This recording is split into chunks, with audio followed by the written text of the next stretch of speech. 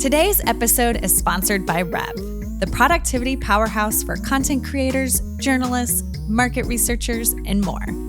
Capture audio from anywhere, get AI-powered summaries and quotes, and leave security worries behind with Rev.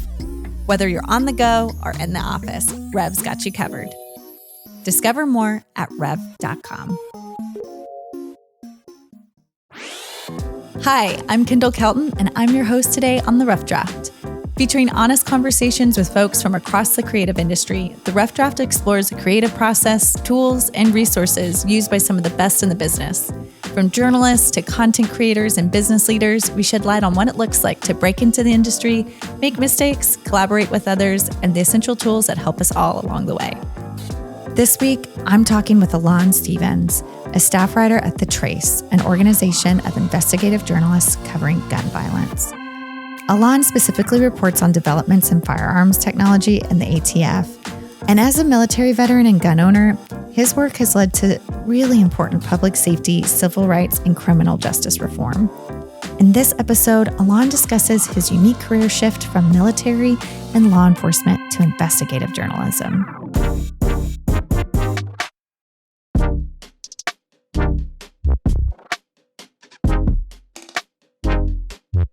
Hi, thank you so much for joining us. Thanks for having me. Yeah, I'm really pumped to be talking with you because, one, we've talked to a couple of investigative journalists so far on the podcast, but you have quite an interesting beat. Yeah, that's what I call the heavy metal beat. And before we really jump into it, I actually just want to talk about your path before you jumped into journalism. What did you do before journalism? What led you there? So I never thought I'd be a journalist. My dad was in the military. Both of my grandparents are in the military. And they were like, yeah, boy, like you were from Texas. You're going to the military. And so I ended up in the military. I started in the Coast Guard and then I got into the Air Force.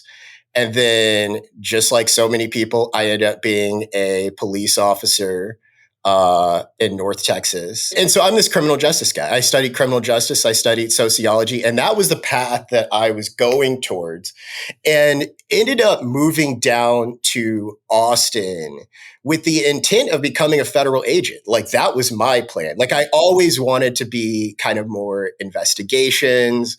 That was something that was always passionate for me. I applied to pretty much every 3-letter agency you could ever think of. And I actually was like getting picked up by them and stuff, but the process was so long.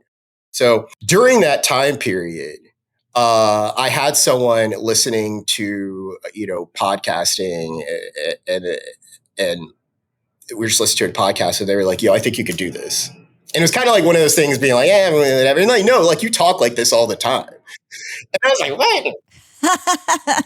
That was also them being like, you talk a lot. Yeah, you should exactly. Do this for a living. They're like, you randomly go off into these things. And I was like, man, but I was like, all right, whatever. I'm not doing anything. Yeah. And so I called up the public radio station in Austin.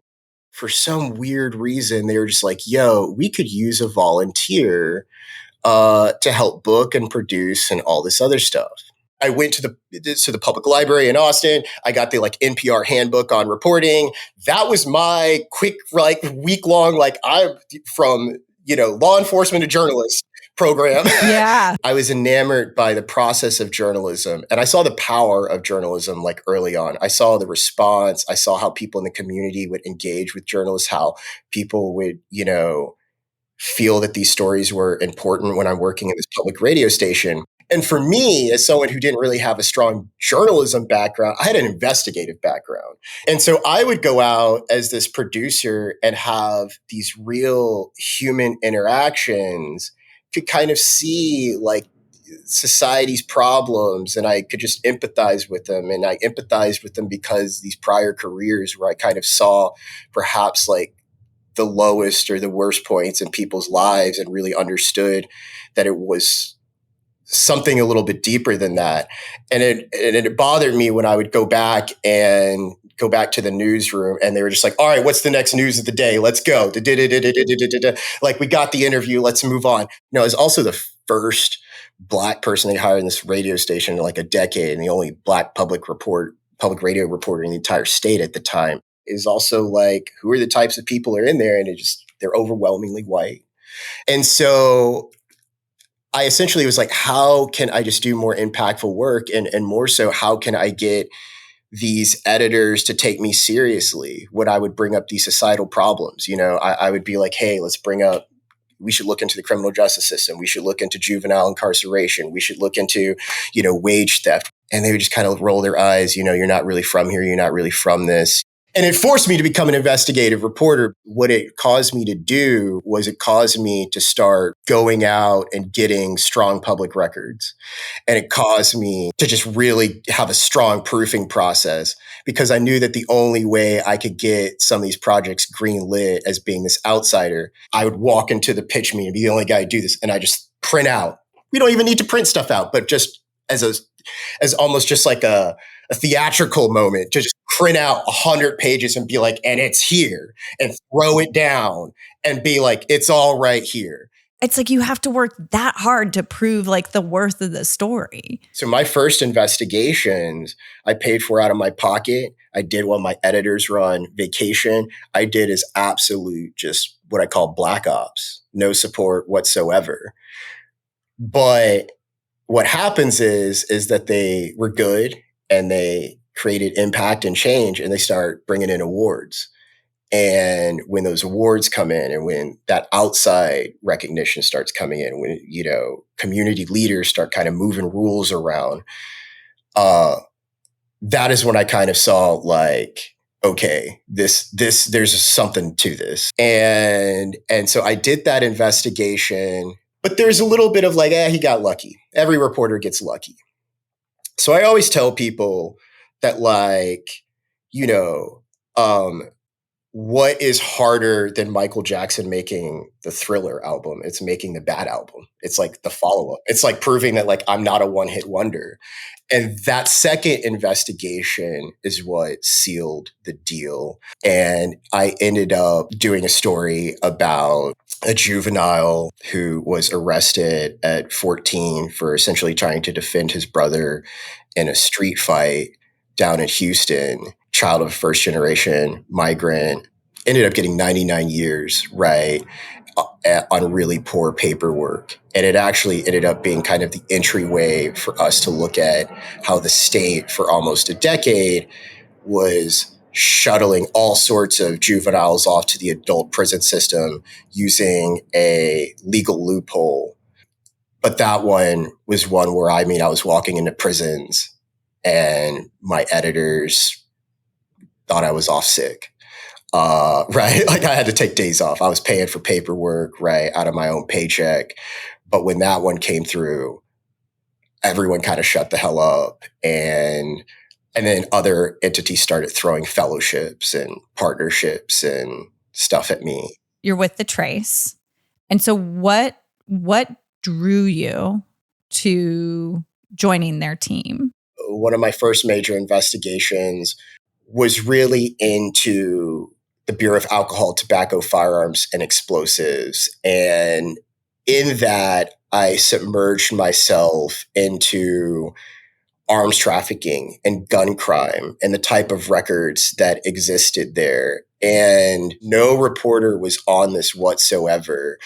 And I had already, because of my background, had a really rich understanding of, just firearms nomenclature, firearms identification, and stuff like that. And as I did this, year-long investigation, simultaneously, America was beginning to just have this visceral national conversation about gun violence.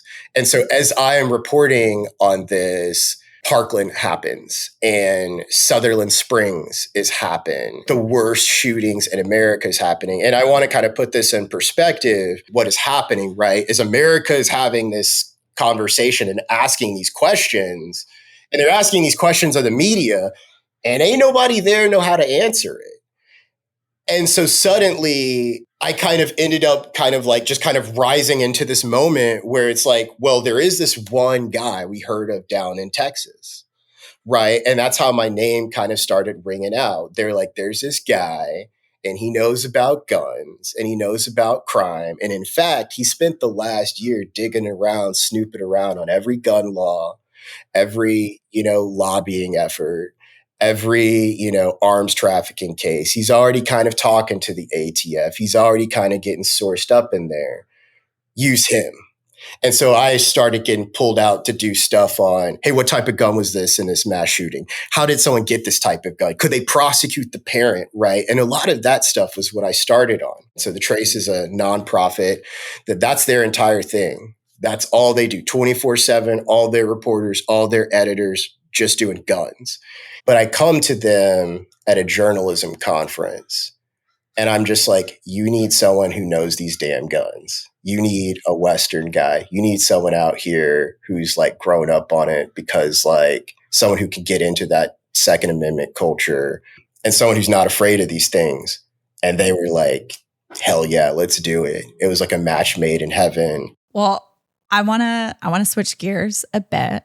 So investigative journalism, especially as you've so beautifully articulated within your, area of expertise, requires digging through lots of information, managing long-term investigations. And in our next episode, I actually want to get into the details a bit about your process. Well, that's it for today's episode of The Rough Draft.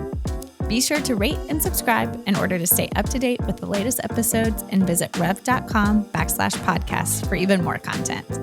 Thank you for listening, and we look forward to seeing you again on the next episode of The Rough Draft.